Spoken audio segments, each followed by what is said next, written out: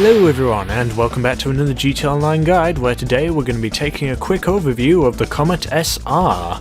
Now here's the thing, I was writing up a script for the Comet SR review but then like halfway through I kinda just gave up on it because I ran out of things to say about the Comet SR. So for this video I'm just going to show off how well it compares against some other sports class cars on the drag performance test as well as against the three other Comet variants. So here we go, let's get the drag underway for test 1. We're going to be comparing the Comet SR to the Piara, a Streeter and a Spectre Custom. Let's see how it does, shall we?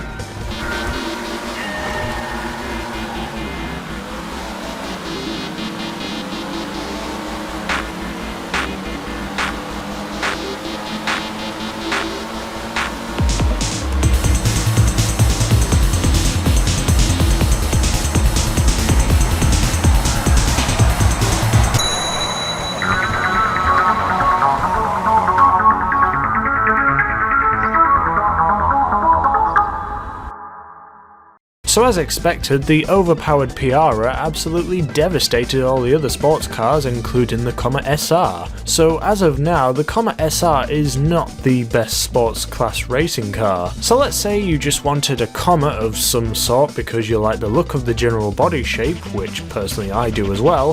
Which Comet performs the best in a straight line test? Let's take a look right now and see, shall we?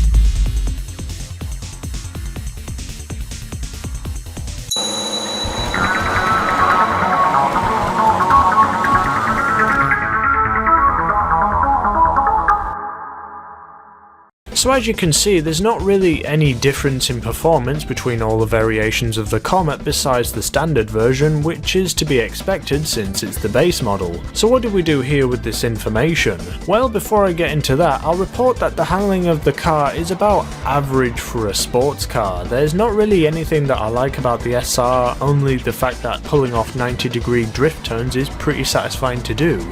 Other than that, I don't really see any major selling points of this car when it comes to handling. Anyways, if you really want a Comet series car, which should you get? Well, if you want a car that's fun to customize and personalize, then the Comet SR should not be the car of choice.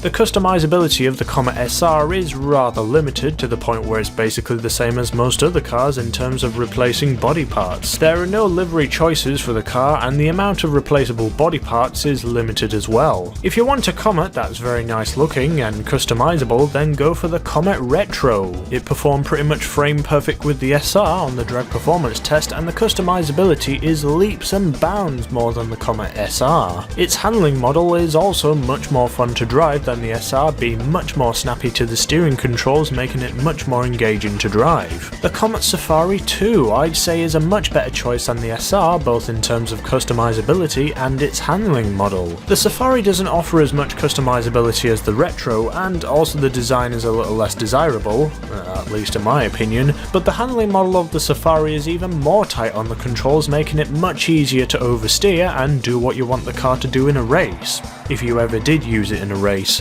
Overall, I would have to say that if you're still looking about getting an SR, I would just recommend trying it out first. Borrow one off of a friend who's got limitless money, drive it around like a maniac for a little while, and then decide yourself to see if the SR is worth it. But for me personally, I don't really like this car. But in any case, I hope you enjoyed this short video. If you did, make sure to leave a like and subscribe to the Pyround Gaming channel for loads more content coming to you very soon. See you around, folks.